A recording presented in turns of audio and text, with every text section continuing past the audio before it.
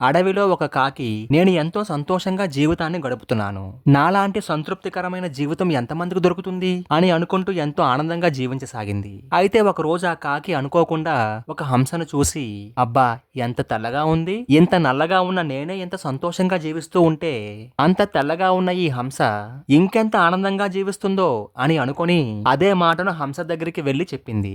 అది విన్న హంస, ఇంత తెల్లగా ఉన్న నేనే అందరికన్నా అదృష్టవంతురాలని అని నిన్నటి వరకు అనుకున్నాను. కానీ 2 రంగులు ఉన్న చిలకను చూసే వరకు నాకు కూడా తెలియదు. ఈ ప్రపంచంలోని అత్యంత సంతోషకరమైన పక్షి చిలక మాత్రమే అని హంస చెప్పగానే అది విన్న కాకి వెంటనే చిలక దగ్గరకు వెళ్లి, నాకన్నా హంస కన్నా నువ్వు ఎంతో అదృష్టవంతురాలివి. నీ శరీరం అంతా 2 రంగులతో ఎంత అందంగా ఉందో, నువ్వు మాత్రమే ఈ ప్రపంచంలో ఎంతో ఆనందాన్ని అనుభవించే పక్షివి అని చెప్పగానే ఆ మాట విన్న చిలక ఎంతో విచారంతో, అయ్యో ఏం చెప్పను, ఇందాకటి వరకు నేను కూడా అలానే అనుకున్నాను.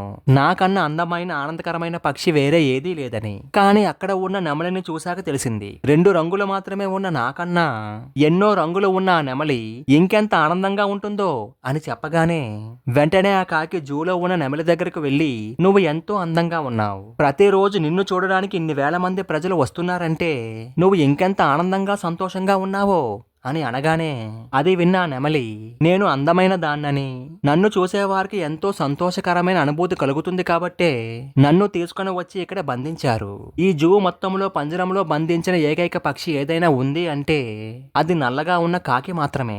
దేవుడు వచ్చి ఏదైనా వరం కోరుకోమంటే నన్ను వెంటనే కాకిగా మార్చమని కోరుకుంటాను.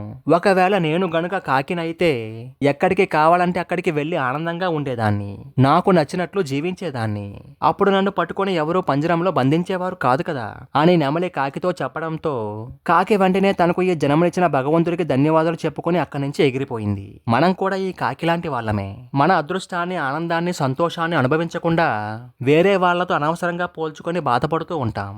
నీ దగ్గర లేని ఒక సుఖం ఎదుటివాడి దగ్గర ఉంది అంటే ఆ సుఖానికి తగిన 2 భారం వాడు మోస్తున్నాడని మనం గ్రహించలేకపోతున్నాం. ఒకరితో పోల్చుకోవడం మాని దేవుడు మనకిచ్చిన దానితో సంతోషంగా ఉందాం. మరి మీరేమంటారు? అవునంటారా? కాదంటారా?